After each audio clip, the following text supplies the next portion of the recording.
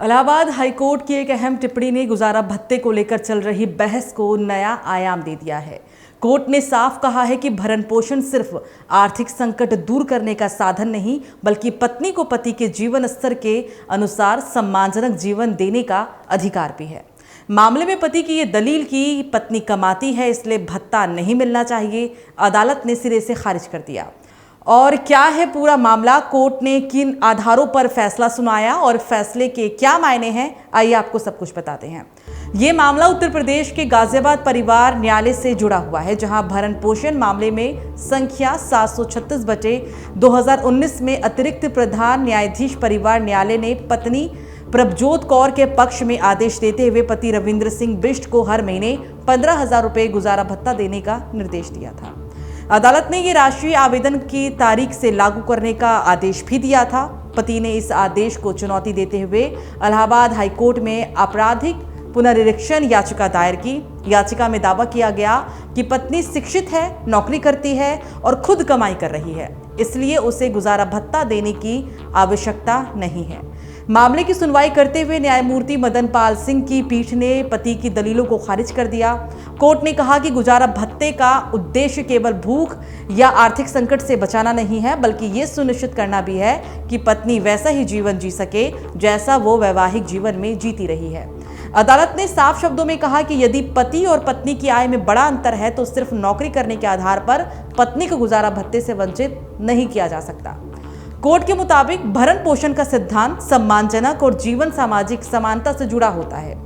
सुनवाई के दौरान अदालत ने पाया कि पति की सालाना आय करीब 40 लाख रुपए है, जबकि पत्नी की वार्षिक आय लगभग 11,28,780 रुपए है। इस बड़े अंतर को देखते हुए कोर्ट ने माना कि पत्नी की कमाई पति के जीवन स्तर के बराबर नहीं है। इसके अलावा अदालत ने यह भी टिप्पणी की कि पति ने अपनी वास्तविक आय और जीवन शैली को लेकर सही जानकारी नहीं दी। कोर्ट का कहना था कि जब पति की आर्थिक स्थिति मजबूत है तो पत्नी को भी उस स्तर का जीवन जीने का अधिकार है। इलाहाबाद हाईकोर्ट ने अपने फैसले में सुप्रीम कोर्ट के 2 महत्वपूर्ण मामलों का भी हवाला दिया। पहला मामला था शैलजा बनाम खोबन्ना, जिसमें सर्वोच्च न्यायालय ने कहा था कि पत्नी की आय होना अपने आप में गुजारा भत्ता रोकने का अधिकार नहीं बनता। दूसरा मामला राजनेश बनाम नीहा का था, जिसमें सुप्रीम कोर्ट ने भरण पोषण तय करते समय पति पत्नी की आय, सामाजिक स्थिति और जीवन स्तर जैसे पहलुओं को ध्यान में रखते हुए बात कही थी। हाईकोर्ट ने कहा था कि परिवार न्यायालय द्वारा तय की गई 15,000 रुपये प्रतिमाह की राशि पति की आय और परिस्थितियों को देखते हुए न्याय संगत है।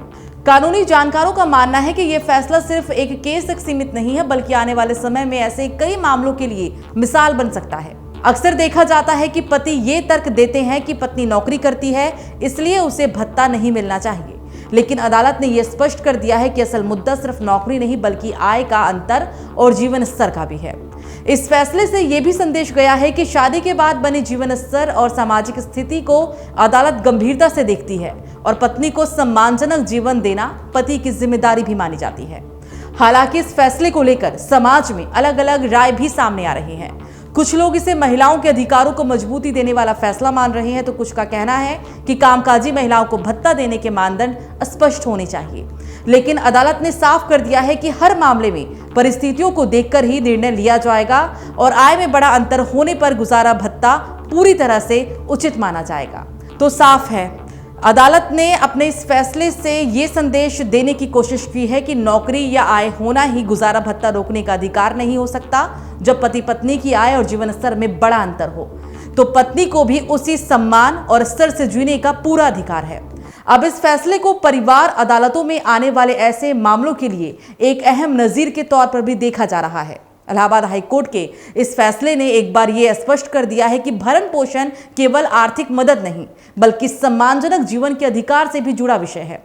अगर पति और पत्नी की आय और जीवन स्तर में एक बड़ा अंतर होता है तो पत्नी को भी अपने पति के समान स्तर पर जीवन जीने का कानूनी अधिकार प्राप्त है।